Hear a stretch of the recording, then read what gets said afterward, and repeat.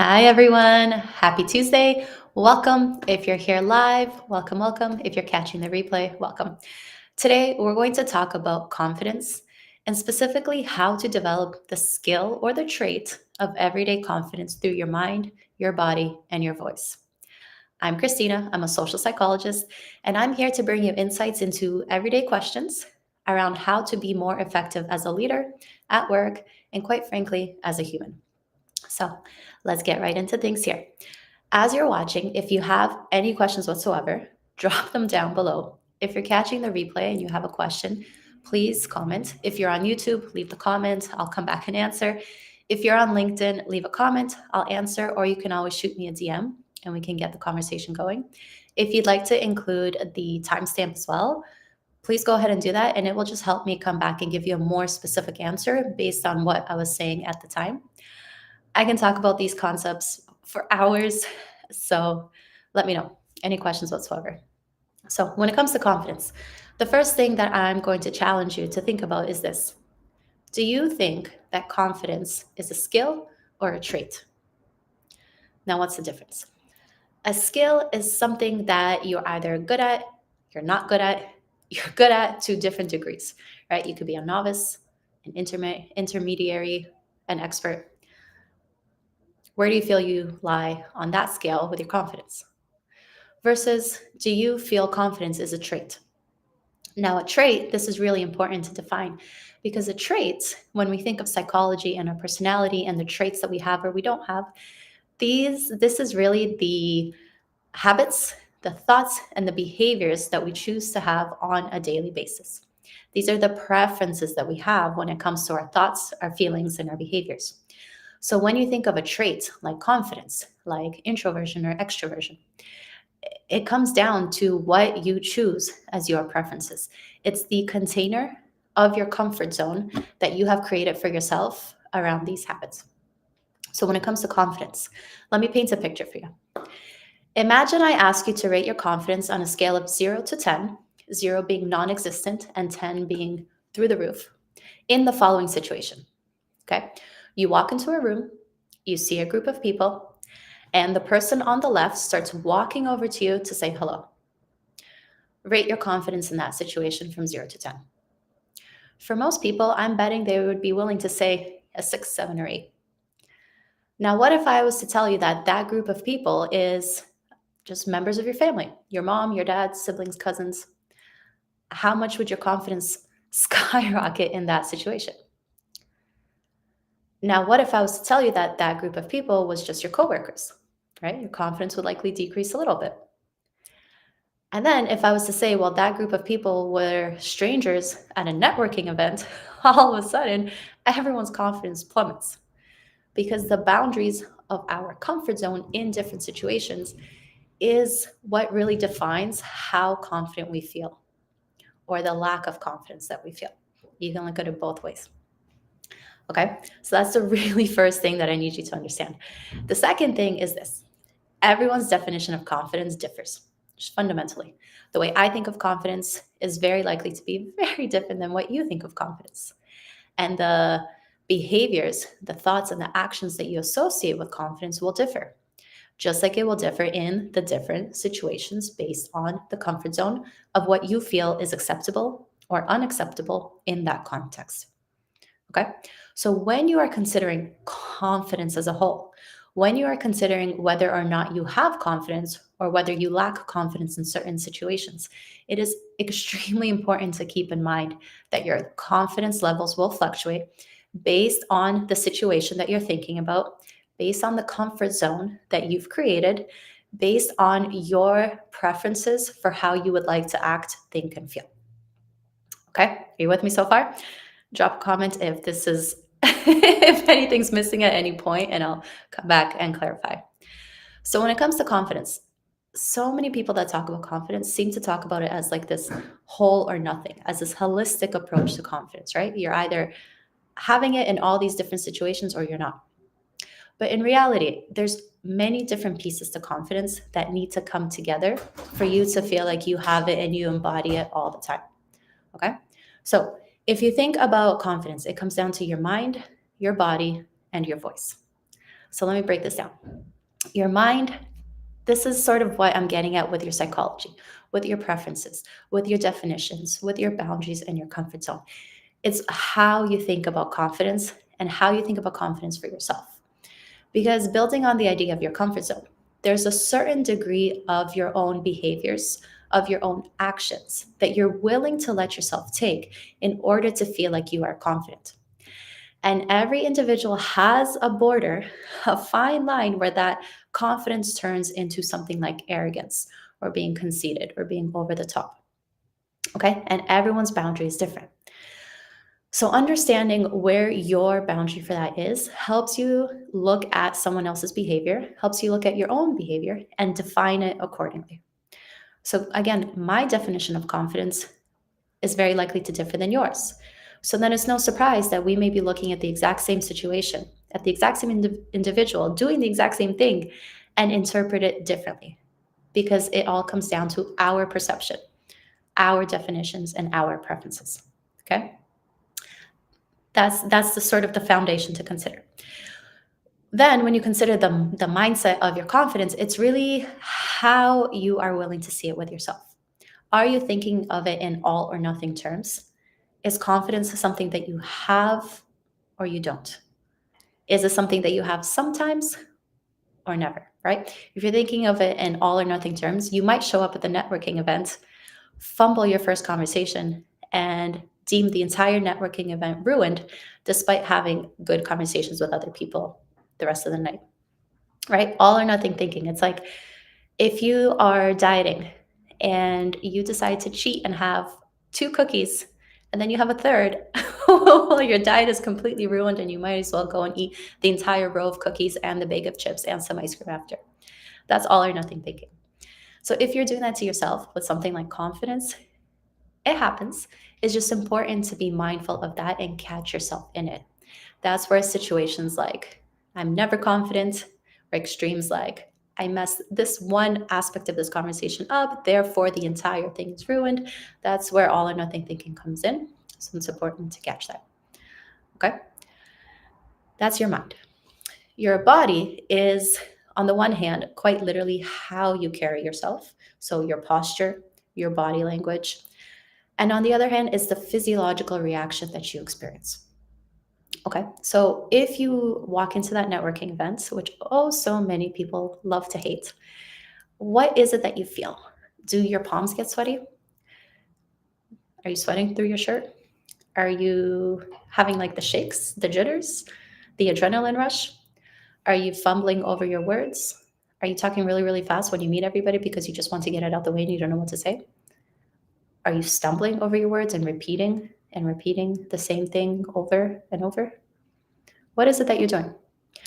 And what is it that you're doing that is a direct result of how you are physically feeling with your nervous system? Okay.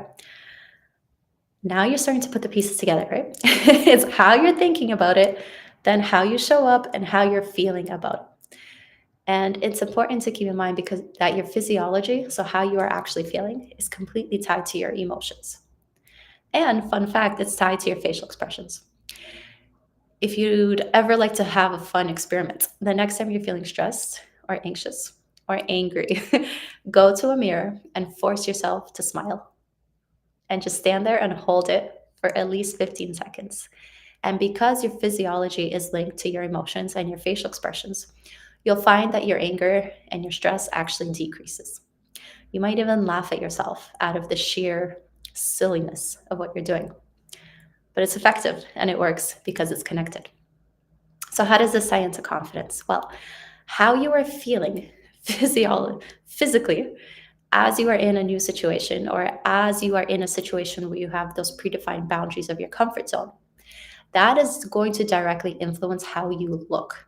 So, what your body language is, what your facial expression says about you. That is then going to have a feedback loop and affect how you think about the situation. Okay. So if you walk into the room full of people and the person on the left starts walking towards you to talk, and it's with your family members, you're going to feel at ease. Your body language will be a lot more relaxed. You might smile. Your facial expressions will be completely different. If you walk into that networking event and the person walking towards you, maybe they're making eye contact, maybe they look too intimidating, maybe they're dressed in a power suit and you're just not ready. The physiology that you experience, the stress, the anxiety, the nerves, that will impact your body language. That will impact your facial expressions. That will impact how you start to think.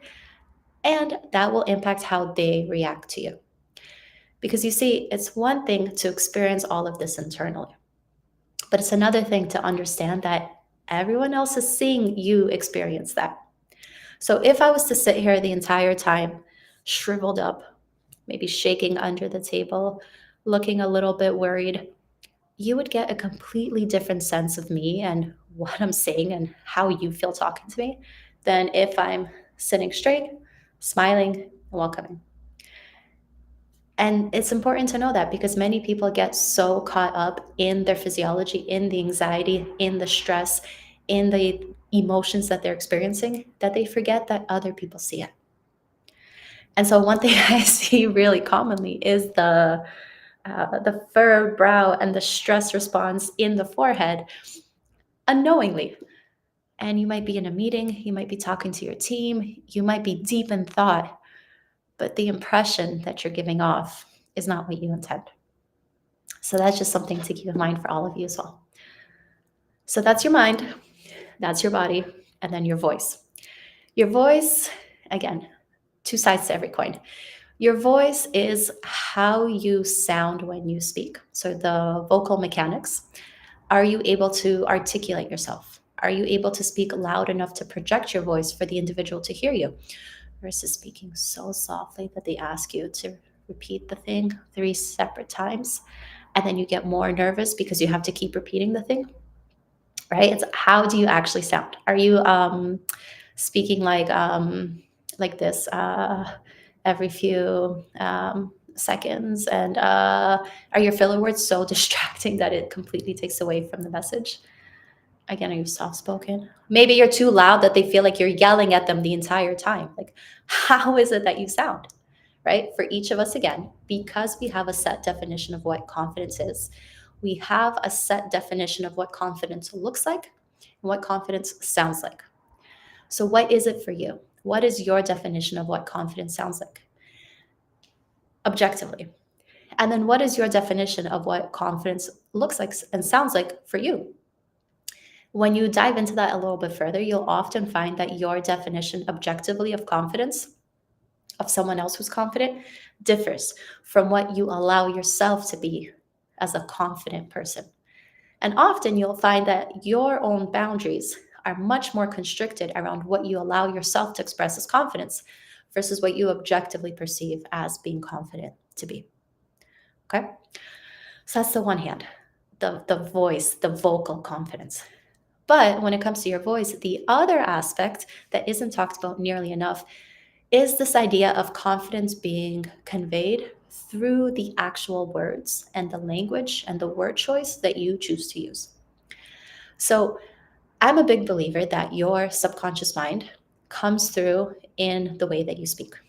Okay. So I always say this, your words are the windows to your subconscious mind.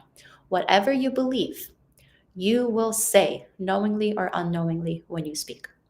So if you're a leader and you're leading your team and you doubt their ability, that will come through in the way that you talk to them.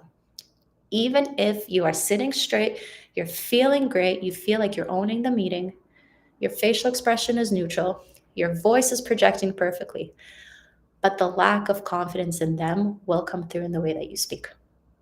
It might be cutting them off preemptively. It might be telling them what to do and second guessing their decision. It might come through in subtle ways, such as, I don't think so. Um, Let me think of an example real quick. It's a lot easier to think of examples for yourself, right? Think to something right now, a goal that you have for yourself that you aren't quite sure if you're able to achieve. The way that you talk about that goal will be as a I might, I would like to, one day, hopefully, it would be nice, right? That is your subconscious beliefs coming through as doubt, right? If I was to sit here and say, I'm a social psychologist. I think I can help people improve the way they think. I'm pretty sure that I can work with people and like give them some sort of result. Does that sound confident to you? Even if I was to sit here straight, everything, every definition of confidence and say, I think that I can help people. I think that I can give them a result. I'm pretty sure that if you work with me, everything will work out fantastically in your favor. Is that convincing? Not really, because the doubt and the subconscious beliefs come through in the word choice that you choose to use. And that's really a secret hidden key for confidence that many people overlook. But if you're able to catch that in yourself, if you're able to work on it and improve it, all three pieces tie together. Okay. So when you're able to work on your mind, when you're able to work on your body, when you're able to work on your voice and put all three together, like thinking of the Venn diagrams, the happy little middle, that's really what you want to aim for. And that's what you want to aim for in every situation that you think of. Okay. Whether that's networking, whether that's running a team meeting, whether that's presenting to a company during a town hall, whether that's running your own webinars for your business, whether that's meeting someone at the gym and sparking up a conversation with them. Every single situation that you're in, you want to get yourself to a place where you are in that happy middle, where your mind, your body, and your voice are on board with what you're doing, what you're saying, and what you're believing. So, how do we get you there? Great question. I'm so glad you asked. Confidence, again, isn't holistic in a sense because we have those boundaries. So, the first step is really understanding which situations are the most triggering for you. In other words, which situations are the hardest. Just make note of it. There's no judgment, it's just information. And which situations are the easiest. Start with the ones that are easier. Okay. You always want to baby step yourself into improvements because going too far too soon out of your comfort zone will not work in most cases. It will be scary. It will be hard. It will be hard to maintain. And then you'll start to fall off. You'll start to not see the progress that you want. That will end up in you losing motivation and forgetting the entire thing. Okay. Baby steps are the key to success, especially when it comes to this kind of internal work where you're building up a skill and building up a trait. Okay. So make note of which situations you already naturally feel confident in. And then reflect on your mind, your body, and your voice. What aspects could be improved in the situations that you feel confident in? Make note of that and start to do it. And because we're going in baby steps, you don't want to do all three at once because it's cognitive overload. It's a lot. If you are someone who recognizes that there's parts of your belief system that you need to work on, there's parts of your body, your physical body language, your posture, and there's things about your vocal mechanics, like the way that you project your voice or your ability to maintain a sentence without getting quiet at the end. Trying to do all three at the same time is overwhelming because your brain needs to pay attention to all these different components. So you're paying attention to how you sound, you're paying attention to how you carry yourself, you're paying attention to what you're thinking, but then you're also trying to pay attention to how the other person is paying attention to you and what they're saying so that you can think about, so that you can respond to it. And it's a lot. And when I work with clients and we go through this, and in these initial stages, many people make the mistake of trying to do it all. And they'll often come back and they'll say, oh, that felt so fake. That felt so hard. I hated it. Yeah, because it's a lot. It's a lot for your brain to do at once. So, to increase your odds of success, to make it easier for yourself to actually get to the level of confidence you aspire to, pick one thing, one step, and one situation and progress from there. Okay. Another thing that you can do intentionally is push yourself out of your comfort zone a little bit more in situations where you tend to avoid doing that now. So, an easy way to do that is to compliment people. Yes, you heard that right. To compliment people. How often are you out in public, maybe at work, just out and about, and you see something and you think to yourself, like, oh, that's a cool haircut. That's a nice shirt. I really like his watch. Those are nice shoes. And then you go on with your day. When that happens, take a moment and give the person the compliment.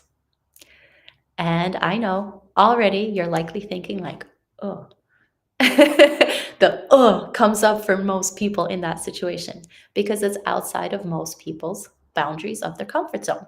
It feels awkward to go up to a stranger and to say, hey, those are really cool shoes, and then walk away. Part of that is because many people also have a hard time accepting compliments.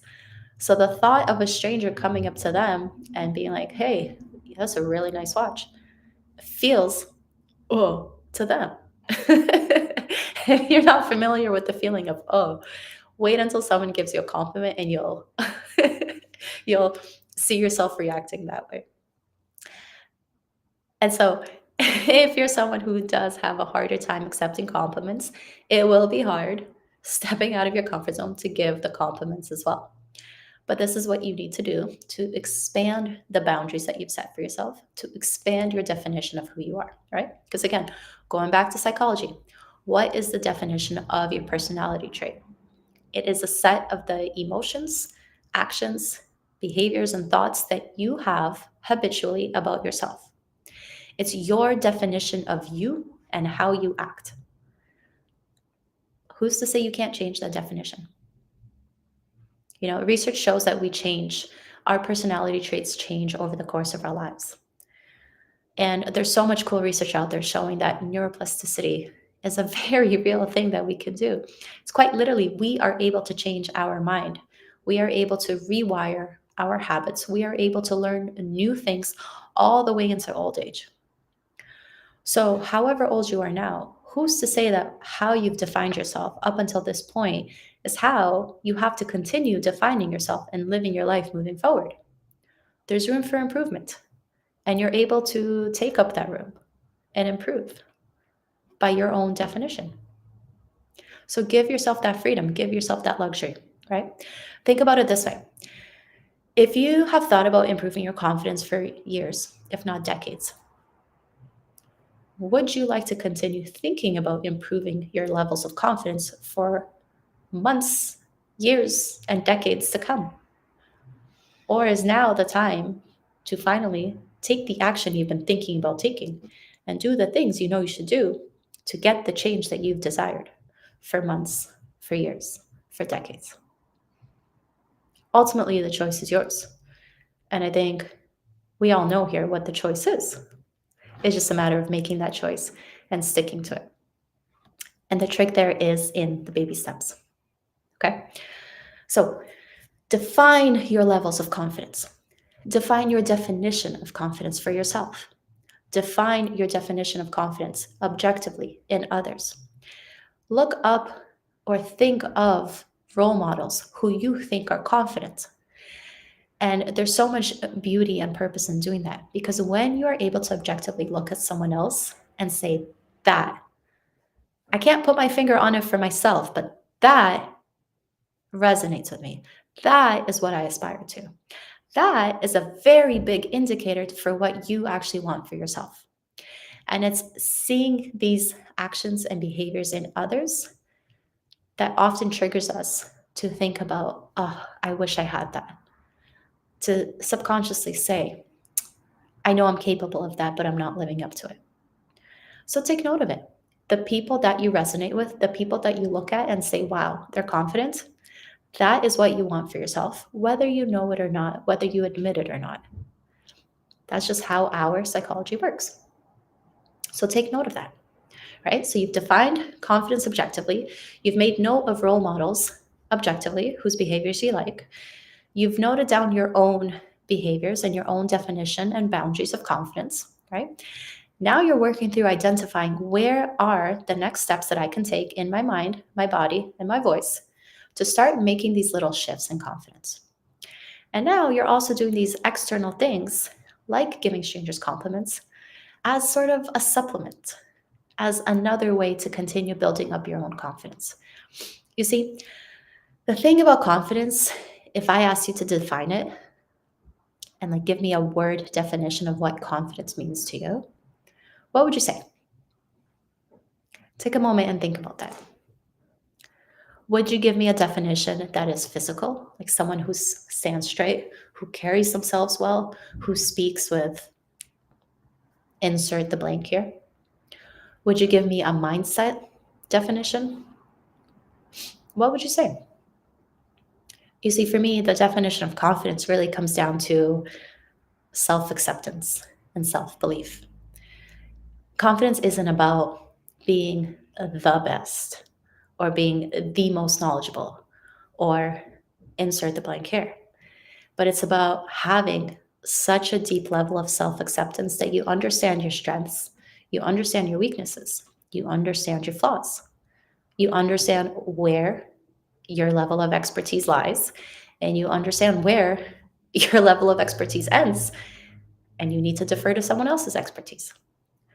Confidence is walking into whatever situation you are in, knowing that you are capable of handling yourself in that situation, whatever it may be, and being comfortable and accepting of how you carry yourself. Because if you walk into a networking event and you're trying to do all the things and you're trying to be mindful of your body language and you're dressed in clothes that you're not usually dressed in and you're feeling way out of place, that will affect you. That will affect how you think, how you carry yourself, how you sound, and how you reflect on the entire situation when you leave. And so, the takeaway that I want for you to have here is that as you move forward and as you continue building your confidence, you want to do it in a way that feels good to you so that as you continue to reflect, it feels like you're making progress. You don't want to walk into that networking event and leave feeling like a bigger failure than you did when you walked in. You want to leave feeling like you made progress. And the same thing applies for every area of your life that you currently feel like you lack the confidence in: the networking, the team meeting, the public speaking, the speaking up in a meeting, the phone calls, if you're doing sales, whatever the case. Take those baby steps in a way that feels good, in a way that helps you track and see and feel the growth that you're experiencing so that you leave feeling better, more capable, and a little bit more confident. And then 6 months from now, you're going to accidentally stumble upon this replay and say, wow, I've grown so much. I'm not even at the same level of confidence that I was 6 months ago. I've surpassed it. Because when you're in the process of building a habit and rebuilding your definition of what you are as a personality trait, it takes time and it takes intentional effort and it takes commitment. And it's through those baby steps that you will experience that growth time after time, as long as you do the things that you know you need to do. So I'll leave it there. If you have any questions whatsoever about anything I've said, please leave them down below and I'm happy to answer. And again, if you're watching this on LinkedIn, just shoot me a DM if you need to chat. If this resonated and this is something that you know you need a little bit of help with, reach out. This is exactly the type of work that I do. But we go much, much deeper into things like social influences and your belief system and your subconscious mind. All right, everyone. Hope you have an amazing Tuesday, and I'll see you